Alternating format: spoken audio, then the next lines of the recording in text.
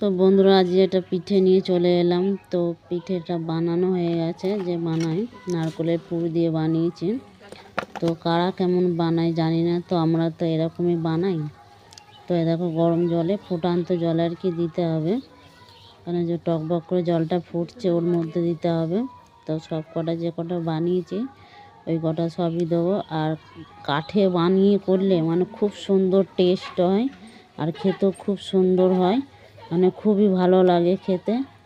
মানে এতটা সফট আর এতটা নরম হয়, আর সব থেকে কাঠে খুবই ভালো হয়, মানে এত সুন্দর টেস্ট হয়।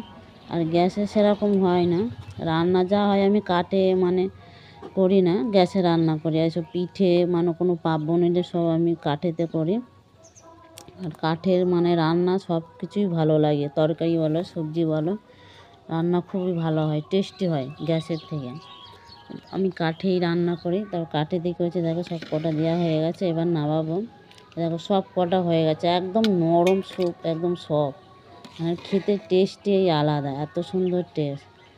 আর তেমনি নরম, এত নরম মানে তুমি গরম গরমই খেয়ে ফেলবে, এতে অনেক কিছু লাগবে না। যে গুড় লাগে, যে খেজুর গুড়টা, ওটা লাগবে না, মানে শুধু মুখেই গরম গরম খেয়ে নেবে, এতটাই নরম হয়।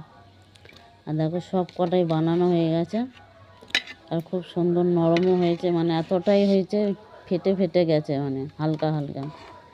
তো দেখো সব রকমের করে বানিয়েছি, যেরকম রসগোল্লা বানাই ওরকম বানিয়েছি, মানে সব রকমই। তো দেখো একদম তৈরি হয়ে গেছে আমার খাওয়া। তো দেখো আবার তুলছি, দেখো একটা মানে পাত্রে রাখতে হবে। সব কটাই হয়ে গেছে, এখন তুলে রেখে মানে গরম জলের থেকে ঠান্ডা জলে করলাম, এটা ধুয়ে নিলাম, ধুয়ে নিয়ে এটা এবার অন্য পাত্রে রাখছি। তো দেখো এত সুন্দর হয়েছে জিনিসগুলো, এতটা নরম হয়েছে।